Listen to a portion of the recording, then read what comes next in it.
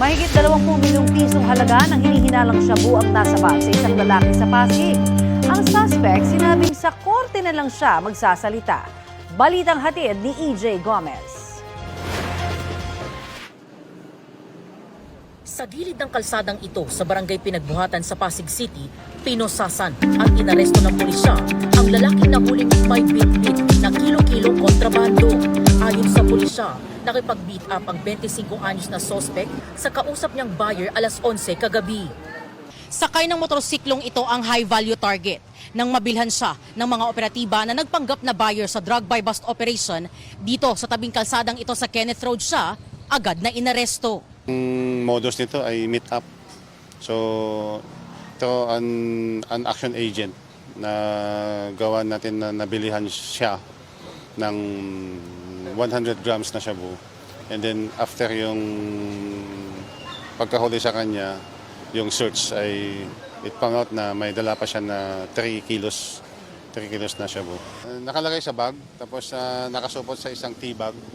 Abot sa 3.2 kilograms ng umunoy shabu ang nakumpiska ng mga operatiba. Nagkakahalagang mga ito ng mahigit halos 22 million pesos. Ang area of operation nito is Pasig at saka yung mga neighboring cities like Taguig, Taytay, and Cainta. Inaalam pa ng pulisya kung posibleng miyembro ng isang grupong nagbabagsak ng illegal na droga sa Pasig City at Karatig Bayan ng sospek. Baka ito ay tip of the icebergs lang. So, expert natin. We will do some more operational research. Malaking supply reduction ito. Kasi 3 kilos ito. Isipin na lang natin kung ilang buhay ang sisirain nito. Tumangging magbigay ng pahayag ang sospek na si alias Nader. Sa korte na po ako magsasalita. Kanino po sir yung droga na nakuha sa inyo? Hindi ko po masasabi. Sa korte na po. Sa records ng pulisya, dati nang nakulong ang sospek dahil sa illegal na baril.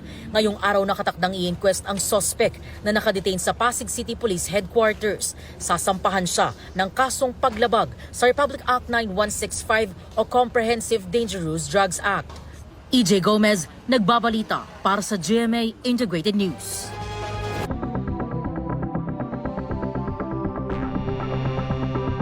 Mga kababayan, huwag nyo nang hanapin ang mga pulis sa presinto sapagkat kami ay nasa inyo ng mga telepono. Dial 911, darating kami sa loob ng 5 minuto.